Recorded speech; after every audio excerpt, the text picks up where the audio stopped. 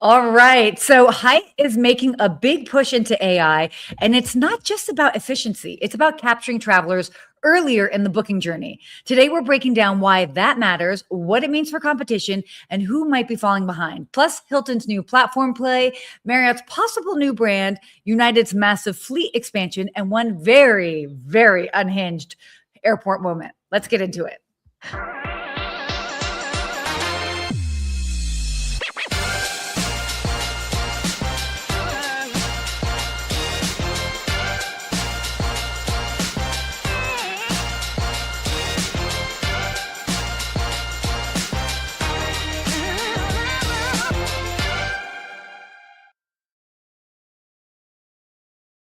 Well, a very good morning.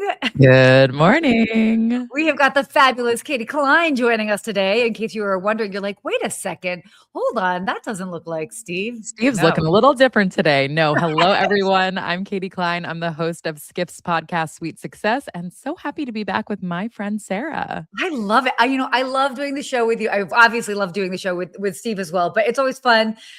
You always bring a great, unique perspective to it. And I don't know, I just really love how you are able to articulate your points of view, and it just is super interesting and great. So that's a very kind thing to say to a mom of two who definitely has some baby brain still going on.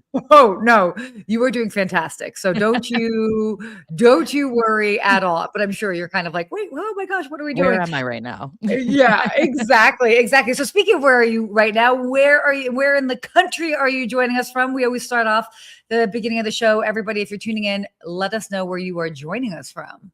I am at home in New York City, and I see Lou is joining us from Charleston. He said it's That's a high right. of 70 today, so a little chilly. To me, that sounds glorious, Lou. What about you, Sarah? Where are you?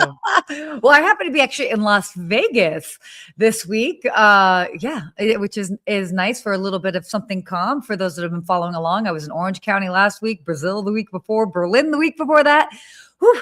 It's been a whirlwind, so it's nice to be a little bit stable for a bit. But we need a Carmen Sandiego map for you of like where in the world is Sarah? I definitely feel a lot like Carmen Sandiego.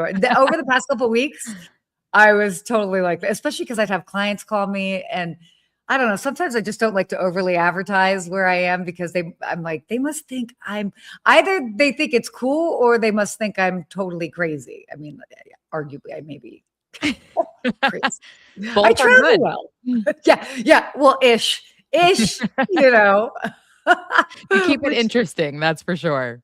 Yeah, no, definitely. We got somebody based in New Delhi, India. I just had clients in New Delhi. They were there for a week, so that was nice. And cool. Well, and yeah, as you guys join us, please let us know where you're joining us from. So Katie, before we just dive in, anything new with you since you were last on that you want to just quickly share? Like what's been going on aside from being a fabulous mom and your amazing show? Well, that's very kind. I was going to say you were a guest of Sweet Success. So that was really fun because we've gotten to spend a lot of time together personally, but it was really inspiring, Sarah, honestly, to hear your story, to hear how you started your brand and your whole world into travel and hospitality. So quick plug for Sweet Success to check out Sarah's episode. That's yes. Oh my gosh. I know we'll have to definitely link to that. And I've got some clips too. So we need to figure out some clips to share to send people over to the show. But that was definitely a lot of fun. I'm sure people would love to spend a little bit more time with you. What about you? Besides the whirlwind trip, are you coming down? Did you unpack yet? Or are you someone who leaves the suitcase in the corner for a while? That is such a good question. So I did unpack. I technically got back Saturday. I unpacked yesterday. Because I'm trying to put like things in a cup. It depends. It all depends. That's a great question. I'm pretty good at unpacking within like 2 days. In this particular case, I was super exhausted and I was like, oh, now that I have like an extra room, I don't have to look at it. So I'm like, oh yeah, I should unpack. But there are times that I have like a quick turnaround, and so there was like the one night I landed, I got in at 1 a.m. and I was back out at 8 a.m. So obviously in that case, I definitely unpacked and repacked. Yeah. But I'm admittedly horrible at that. I do most people leave it a little too long sometimes. And the carry-on sometimes, like the actual physical small carry-on, because I don't check. I don't like to check my bag. So I have Mhm. a big carry-on and then my little, parcel purse thing. Sometimes Yeah. that doesn't even get fully unpacked and it's just ready for the next trip for me. Totally. Well, my carry-ons definitely stay mainly packed and ready to go for the next trip. I also have my toiletries. By the way, this is turning into a whole travel tip series, but we'll get into our topic shortly. I actually keep my toiletries pretty much packed and ready to go. And if I remember from the trip, like, oh, I was running low on XYZ. The first thing I do when I get home is make sure I stock up on whatever that is. So when I'm packing, I literally just toss in the toiletries and I don't have to worry about anything. So that's Perfect. a nice little pro tip here. I But love that hack. I know enough with our travel tips. Why don't we get into some topics? Are you Let's ready for that? talk. Yes, Okay, let's do cool. it. You're like, let's talk. All right. Our big story this week is about Hyatt and their AI strategy, winning the customer earlier. And, for those that have been really following along with the AI journey and seeing just what's been happening, it's all about how do we grab the traveler or the customer earlier in the journey, because now we're playing in a whole new different landscape with AI. So Hyatt is using AI tools there to basically engage travelers earlier in the discovery phase. So not necessarily just a booking. And they've found, which is not a surprise, that early results have showed improved conversion, sales efficiency, and productivity gains. So this is great because it helps them kind of compete directly with OTAs, Google, all of that. So I love the example that they gave that you can essentially give a prompt, something like, I want to go somewhere where it's 70 degrees or warmer, where there's a great golf course and there's a beach, maybe a Michelin starred restaurant within a 5-minute drive. yeah, And I think that this is really cool because a lot of times, I don't think all of the times, but a lot of times you don't really know where you want to go. If I think about this summer, I planned a long weekend with a big group of friends and all of our kids. I wanted to be within a 3 to 5 hour drive of New York City. I wanted a Mhm. house big enough for all of us. I ideally wanted a pool or a lake, maybe some walkability. But other than that, I didn't really care where we were going. Or Yeah, even after Christmas, my husband and I wanted to take the kids. We wanted to go someplace that had a direct flight from New York City. We wanted it to be a fairly short flight, same time zone ideally, to someplace warm. Other than yeah, that, we didn't really care. So I do think that there is a lot of the travel decision that's happening in that kind of dreaming phase. sure. But I think the question remains, what is better used for that? Do we want to go to a ChatGPT and a Claude and maybe like almost a Yeah. third party? Or do we want to go to a Hyatt or one of the other branded companies to have that conversation?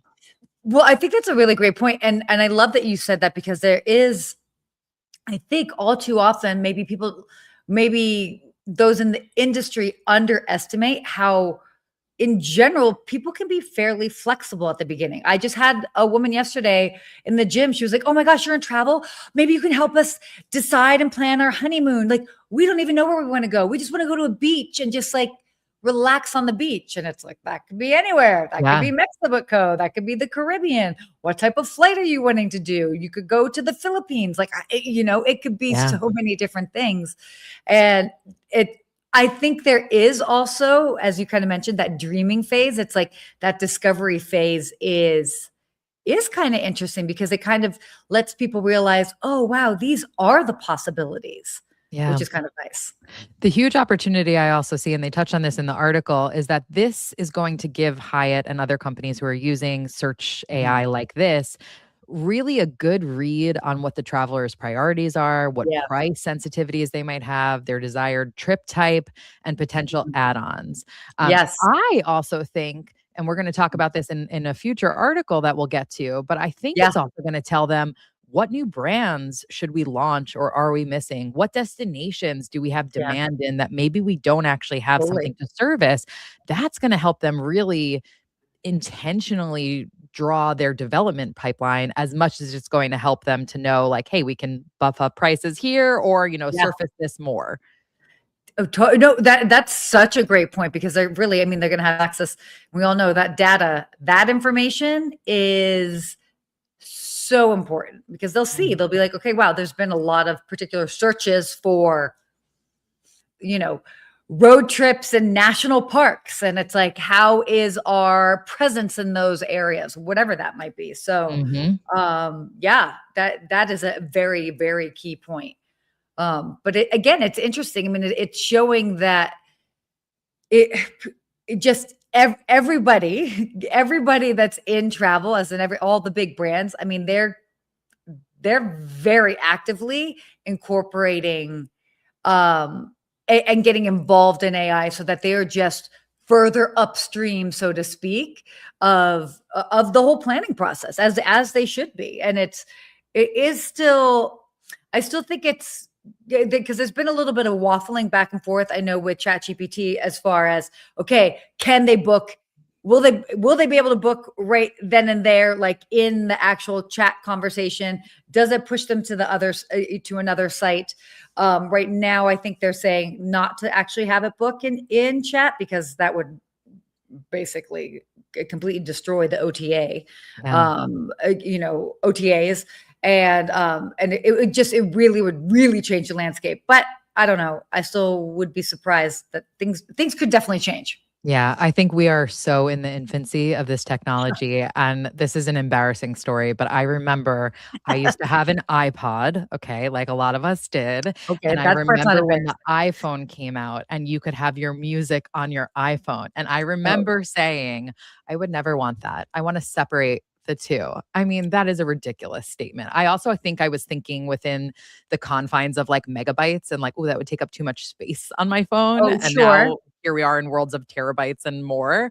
So I think very much with AI, I've already seen in my personal life that shift from like thinking about AI as chatbots to now seeing the full spectrum of what Mhm. it can do. I remember when it was first coming out as well, people were talking about how the searches were moving from Google to ChatGPT. Yeah, And at first, again, I was a bit like, I don't know, like, would I need that? But there's so much nuance that you can talk to AI with that you can't totally. just in a straightforward chat. So I think it's just cool to see travel companies, hospitality companies, hotel brands experimenting with it because Yeah, I don't think anyone is going to get it right on the first try. But I no. think making it a priority in your business landscape means, like you said, you're going to be more ahead than people who are just sitting back and saying, I'm never putting songs on my iPhone.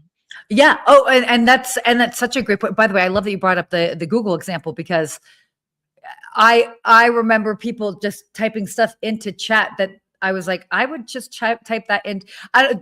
There is a yes, you can use both, but there are definitely certain things that I absolutely still search for in Google. Yes. And then if I want like a different explanation or something more in depth, I'm putting it into chat. I don't know. I Yep. still use them in slightly different ways, Yep. but yeah, I mean, people would just be like, let's just ask chat. And I was like, well, you're gonna ask chat for like a website or whatever. It's just like, okay. But yeah, I mean, again, it's where they're just grabbing users' attention and then Mhm. they can, from that, I mean, the possibilities are endless. Yeah, Once they hotel brought it. brands, airlines, etcetera, wanting to own more of the Yeah. traveler journey than just the stay or just the Yeah. flight is nothing new, right? This has Yeah, been yeah, going sure. on in our industry from the beginning of time, really. But I think this is now a really cool way that they are not only going to help the traveler surface places that maybe they didn't even know were in the portfolio, but Yeah. vice versa, get that full loop of feedback to then implement Mhm. different strategies or openings, et cetera, in the future for them as well. Yeah, yeah, it's changing fast. It is Mhm. changing fast. Well, speaking of changing fast, why don't we go on? We've got a couple of other stories that we want to touch on. We'll probably That's do good. a little bit more rapid fire on them, but big things happening in the world of hospitality. So, our next topic here is Hilton and YOTEL. Could there be a new platform model? So Hilton's deal with YOTEL suggests a shift towards a platform style model, which is bringing sort of external brands into Hilton's ecosystem. Always a big thing, a big thing for a lot of these bigger brands, ultimately expanding distribution without really having to build it from scratch. So this is interesting because it's kind of signaling an evolution beyond traditional franchising, which is interesting. But I guess the big question is, and I want to hear is like, are hotel brands basically becoming marketplaces? I would say, yeah, they Yeah, are. absolutely. Right? I mean, and we're starting to see this. Marriott has a licensing deal with MGM Resorts. Hyatt Yep. has a Yep. near identical one with the Venetian in Las Vegas, IHG with Novum. So we are Totally. starting to see this more and more. And Mhm. what's interesting to me, and the article did touch on this too, is the reputational risk. Because, Mm. Sarah, when I was at Marriott, when I was at Starwood, I was on the crisis communications team. We saw back in January that Hilton removed a Minneapolis Hampton Inn Mhm. from Yep. its franchise network after that Yes. hotel had refused Oh, to service to I wish I would have talked to you about that, but Y yes. yes, absolutely. So that they were able to do that because they have this 300-page plus franchise agreement that is able to be very, okay, you've done something that hurts our reputation, you are out. If you are bringing in more and more product that you potentially have less control over, could that potentially affect that brand halo in the future? That's a great point, and I love also that you use the term brand halo. Uh, so certainly from the brand standpoint, but also just the consistency, so that like what you're going. I mean, but then again, it's basically like sub brands under the bigger brands. Like there's a very different guest experience that's going to happen at a Waldorf Astoria, for example, than at another one of Hilton's brands. So. Yeah, but you're raising a really good point about that consistency because Mhm. even the brands and the franchises within the, mothership, if you will, have Yeah, very tight regulations for each of them. And sure. if you're at the top of the luxury side, if you're at the, lowest price offering, there's still certain things you're going to get when you stay at a Marriott or a Hyatt branded hotel, like Mhm. a clean room, we hope, good Wi-Fi, certain Yeah. things that like you have that trust on. That's a really good point to think about too. Yeah. Yeah. Well, I think the only saving grace with that, and I'll say this from the lens of I work with another big brand and I do a lot of their TV work. And in general, the average consumer is not putting like we know, and if somebody was really like forced to maybe think about it, they might be able to put two and two together. But I don't know if everybody, for example, is realizing that the Waldorf Astoria is under Hilton. You know what I Agree. mean? But I do think we are seeing a trend, particularly with Hilton, Marriott, Yeah. where they do a brand by Marriott Yeah, hotels or sure. Sure. by When the name is in the Hilton, right? title, totally different. Exactly, and they're doing that more and more. I know we'll talk about that in one of our other stories Yeah. too, potentially a little, gossip happening in that space, but it is if you're tying yourself that closely. You're right. So I think if you're going to stay at a hotel, unless you booked it through the Hilton website, you probably have no idea that this partnership exists. And what they Correct. are saying is that YOTEL customers who haven't tried Hilton yet, this could be a way to get them into the Hilton ecosphere. I know this was something that we Totally. talked a lot about when I was at Starwood and Marriott, is that you have different brands, not only for different trip types, but potentially for different socioeconomic Yeah. classes or ages or something. And then people Absolutely. can kind of graduate throughout the brand ecosphere, if you will. Totally. Totally. No, that's such a great point. And I mean, that's the whole point, is like kind of get them in at the entry level, and then like, maybe with work or this type of or that's the whole thing, is it's like, oh, we like staying at these type of properties when we're going for work, traveling for work. We like staying at these other types of properties when we're traveling with our family. And so there really is not only something for every traveler, but even as they kind of grow like through their profession, and maybe they're socioeconomically, they can travel differently in 5 years. And so they can kind of stay in that system. So yeah, Absolutely. no, Yeah. that's a very good point. So why don't we go on to our next topic here? Marriott, trademark filing is hinting at a new brand. I love this. Like everybody's trying to, ooh, what's coming next? So I know. there was a trademark filing that suggests a possible new brand, Matter Hotels, which is, I mean, does the big question, does Marriott need another brand? What do we think? What's going on with that? Yeah, so Marriott is now at 37 brands now, which is Yeah. crazy. When I left the company, we were at 30. So it's just incredible to see that continued growth. I Mhm. think their strategy a lot has been about capturing niche traveler personas. We've seen Yeah. that with the acquisition of Postcard Cabins, for example. So Oh, maybe yep. this is, there was speculation that this could potentially be more wellness branded. Also, Mhm. speculation it might not be. Um, I personally have to wonder if this really all comes back to area of protection, which, as we know, with branded Sure. hotels, franchise hotels, when you sign a deal, you are given an area of protection that essentially the company is saying, we will not allow another branded hotel within this bubble. And it can be bigger or smaller depending on the brand, depending on the negotiation, the location, etc. Yeah. So the skeptic in me questions, is this for the consumer or is this to attract more ownership groups? Oh, whoa. Ooh. I would say both. And I don't think that's a bad thing for the consumer No, no, either, no. right? Yeah, More no. option is good. Yeah, no, absolutely. I mean, and I mean, obviously, as we've seen with their strategy lately, they are trying to capture more niche traveler individuals. Mhm. So it makes sense, but you bring up a very, very, very valid point, as always.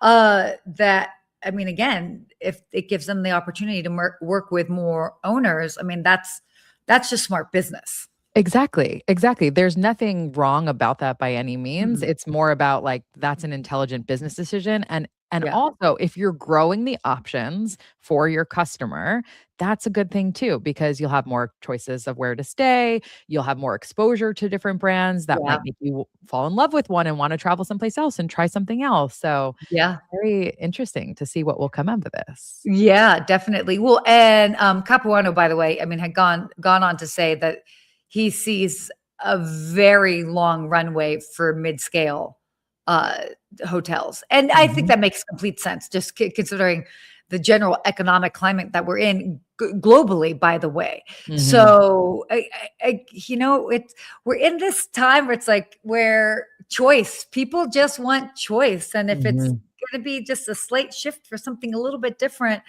um, it it it just makes sense. I mean, there's a lot that they can gain from that.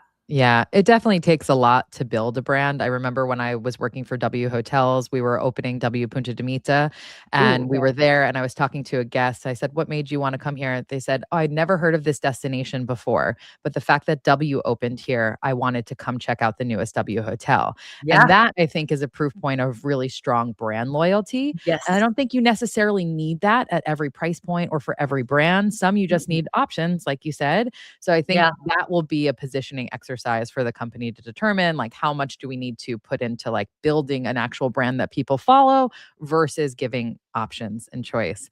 And I loved how in the article they said that Matter has that same evocative one-word energy that we're seeing from lifestyle hotel brands like Canopy, Motto, Ruby, Yeah. Nomad, and Atonia. Well, and also, well, we'll just touch on this and then we'll move on to our next topic here. But matter, just what that is. And we're seeing in general a shift just culturally, just our mindset is people are shifting more to things that matter. And Mhm. that word is being used in a lot of different contexts. So I find that part curious, Mhm. because and interesting because people want meaning, and Mhm. meaning is matter, and so it'll be interesting to see how they end up rolling that out. Absolutely. And we did see in one of the trademark filings that it was Matter by Marriott, going back to Yeah. our earlier point of Yes, tying those together, you're right? right. You're right. Okay, so Lou's saying when I'm looking for a hotel and see brand by Marriott, I know what to expect. Exactly.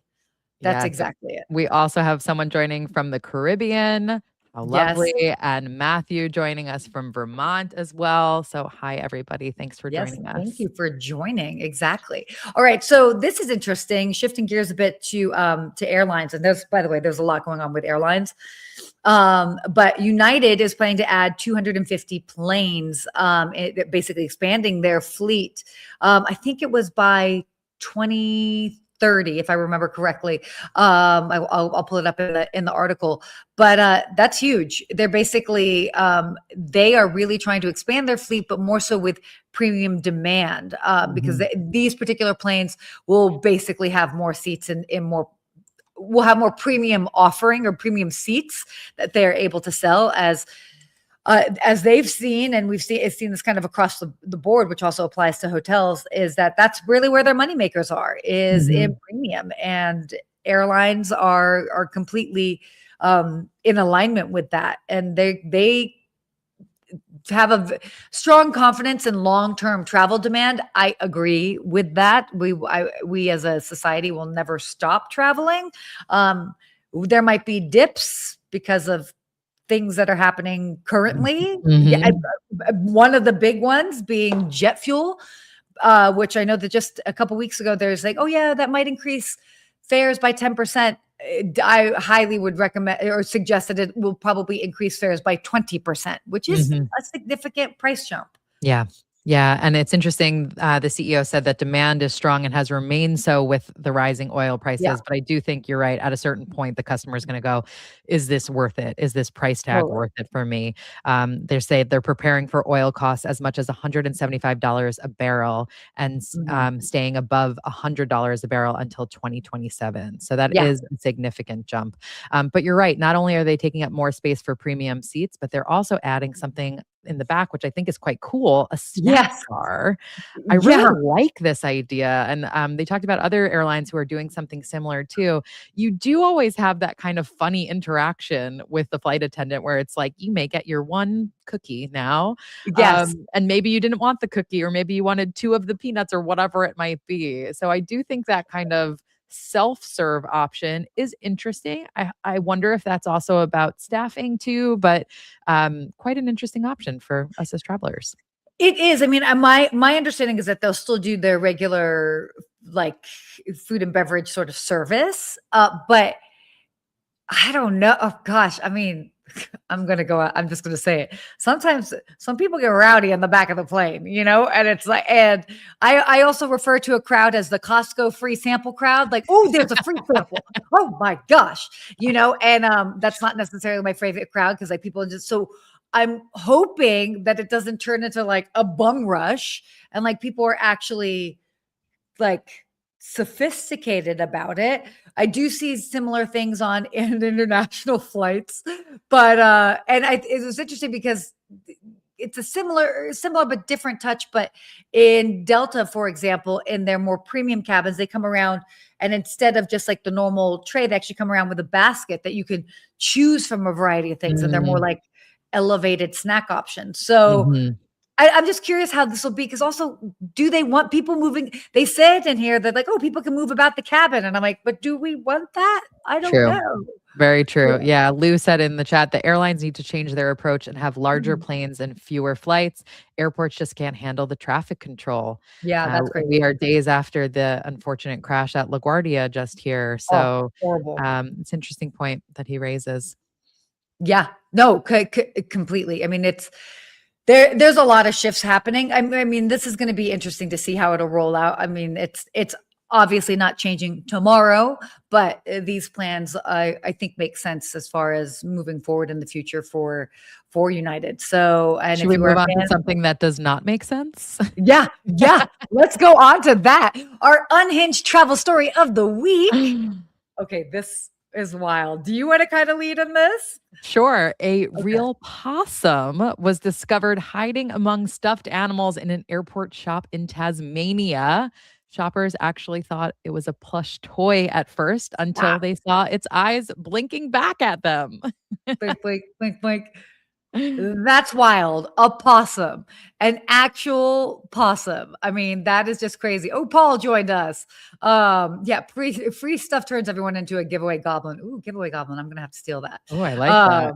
Yeah, no, definitely. But this is, I mean, come on. Okay, what's happening here? How is a possum getting into the airport? Also, like, what was the possum? Not that now we're trying to get into the mindset of a possum, but like, did he like, What was he it's like, thinking? oh, my people. And it's like, wait, they're not, no, like, what's happening? I just loved the very dry Aussie reporting at the end of it, where it said it was unlikely to have been placed there as a prank. Someone would have had to put the possum through x-ray screening to get it into the secure departure terminal area. Like, yes, thank you. Thank you for pointing that out. Oh my gosh, can you imagine? I mean, also like a possum too. That's crazy. I know. Like, Never a oh dull my God. moment at airports, I suppose.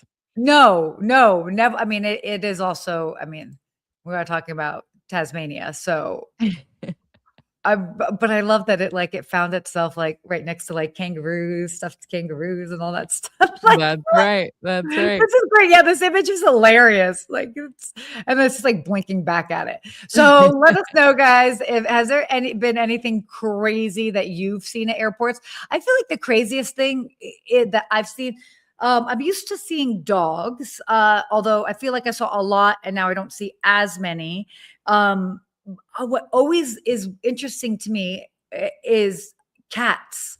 I get it. People have to travel with their cats, especially if they're moving. Generally, it would be like when they're moving. But when I'm on a plane and I hear like a cat meowing, I'm just like, what is happening? It's like one of these, this shouldn't be here right now. This shouldn't be here right now. And the poor cat's probably like, what in the world is happening? I've actually flown with my late dog twice when we moved to the UK, Yeah. when we moved back from the UK. Yeah. And it is a trip. I mean, sometimes Sure. the requirements are crazy. They required us to bring diapers for the dog. Like Yeah. as if my dog was going to wear that. But Kate is joining us. She said, "Oh wow, I would freak out. How did that happen? Who handled that situation?" I think that last question is so great. You're leaving a gift store attendant to have to deal with some wildlife. A bit crazy day on the job. Right. Or they call security, and security is like, I'm not trained We're in animal control. Although arguably some people might be would be considered animal control, but That's going to be a total not me moment. no, Not no, it. no. Not it. Not it. Yeah, for sure not it. That which also, and that should probably be a conversation for another show, but we should talk about the crazy not it moments that we've had working in hotels, because I know that we've all been in hotels where something happens and we're like, oh, I am not trained. We are not trained for this. Not it. No, thank you. So I know that we've got a lot of stories around that. But why don't we do a quick before we wrap up here, real-time recap. Yes. What have you seen out there in the streets of hospitality? And if you need me to go first, I have such a good one. No, Okay, I have a great one. So there is this company called Quip, like a short for equipment. And they allow you to rent a variety of things when you're traveling, but I know them for baby things. So after Christmas, we went to Florida. Obviously, we didn't want to check the pack and play or a high chair or these like really bulky things. So you're able to actually rent everything you need. And it's through a real person. So it's almost kind of like, think of Airbnb, how there's hosts who own their properties and they're putting this on the platform. There's people who own the stuff, have to keep it to a certain standard, and they're on the platform. Okay. The person that I was assigned to rent through was just fantastic from the beginning. So she had messaged me a few days before our trip and said, where are you staying? I want to reach out to your management company and see if I can get into your rental before you arrive and set everything up for you. So that alone was huge. And the fact that she did that. We flew. This was my son's first flight, 2 kids. We touched down in Key West. And of course, we then sit on the tarmac for an hour and a half, which is the most frustrating feeling, as the pilot is telling us there's no gates available. And we're looking at 4 open gates out of the plane window. So at this time, I'm having to now change my Instacart order, which was supposed to be delivered to us. And Yeah. luckily, again, the management company was able to open the door. So they were able to deliver my groceries. So that was a huge, huge win. But then I Yeah. also had this woman from Quip texting me saying everything is all set up. And just that moment of feeling taken care of by somebody when Yeah. everything else is messy was incredible. Then I knew this was going to happen, but we get to the rental car counter. And even though I booked a car seat for my daughter, guess who didn't have a car seat? So they gave us a car seat for bigger kids, which would not be really adequate for her for the whole trip. And I was able to text this woman through Quip and say, can we add a car seat to our order? Yeah. Not only did she say yes, but she's like, I live really close to the airport. If you want, I'll leave it on my porch for you. I'll just add it to your order. This way you can get her in that car seat as soon as possible. So it's just those little Oh my moments of gosh. really feeling taken care of when so Wow. many other parts of the travel experience broke, whether it not being having a gate when we arrived or not having Yeah. my car seat that I pre-booked. And then having someone there who's like, I got you. I got you taken care of. That was huge. That sounds okay. You just had like somebody really just help save the day. I know. So now I'm a walking commercial for Quip. So Well, as you should be, because I mean, they really helped. And again, it just shows you like if you have the right person that can just help it's all about making things easier for those that are traveling. And I think that exactly. that's the biggest key. I mean, that was certainly what I did as a concierge when I worked at a hotel. And which kind of brings me to my story. So last week I was staying at the Westin South Coast Plaza. It's where I stay when I work with a client of mine, and they know me. Like I've stayed there multiple times, and there's a couple things going on, and like they know how to anticipate. They know how to anticipate my needs. They also the level of service that they deliver is like they're like, what do you need? Like we've got it. And Mm. I can even be at higher end hotels and they're still not as responsive as this particular Westin. Now I will also say this. I do make sure that I tip and say thank you to every single person. I'm talking about the valet, my car stays up front, the front desk, because sometimes I have to move around rooms, the housekeeper, whoever's delivering a room service to me. And it's just a reminder because I know sometimes there's a bit of tip fatigue. People are like, oh my Mhm. gosh, we have to tip everybody. But if you tip the right people at the right time, the appropriate amount, not saying to go crazy, that so many people have tipping fatigue that little bit makes you stand out. And so next thing you know, they're Wow. like, I'll bring your cappuccino to your room. And you're like, oh my gosh, that's great. Or whatever it is. We keep your car up front so you never have to wait long. Or, oh, I've got these like boxes of things. No problem. We've got them all for you. And so I think this was first of all, exceptional service, but it was also this reminder that like, we should still tip people, even though there's a lot of fatigue out there. If you can do that, because it does make a difference, because so many people are just being left to like fend for themselves as far as just relying just on that hourly wage. And, we need a little bit more help these days. Yeah, that's such a great insight and a good reminder too, because Yeah. you're right. Sometimes you're like, oh my gosh, I'm being asked again, or I don't know how much I should do. But that little bit can really be a huge difference maker in how they see you as a guest and then therefore how they take care of you. Yeah, definitely. So wait, this last quick topic here or question. Matthew said, how do you think hotel properties can utilize AI and products like Quip within their upsell programs? Ooh, great one. Great You can give one. a quick soundbite on that. Yeah, I mean, Quip is such a good one too. I don't know if it's as appropriate for hotels because hotels might be able to stock the similar items and just keep that all in house. But it's great for short term rentals, Yeah. particularly. It's therefore if you're not somebody who wants to stock it yourself or Yeah. trust your cleaning team to be able to set it up to the right quality and standards, having that third party that you can still offer those amenities because in a way that would influence my booking decision, right? If I am Sure. a mom who's flying someplace and can't bring all of this stuff that I No, you need need that there. for the safety and sleep of my child, I might Mhm. choose house A over house B if they offer Sure. it. But if house B says you can book it through Quip and it's all taken care of for you and it's just as easy, if not better, because they have a bigger array of things. I was able to get a bottle sanitizer. I Yeah. mean, you name it, they had Yeah. it. I think it is an excellent unlock for smaller operators, particularly. And smaller operators, including hotels, because a lot of the things that you described might be part of like a guest services division, but like not every property has a guest services division. So Absolutely. maybe for more of the mid-scale Yes. properties, it would absolutely be something that they could kind of add on and just help give like a bit of peace of mind. I mean, just think Yes. about a longer term rental or longer stay hotel. This would be great for them as well.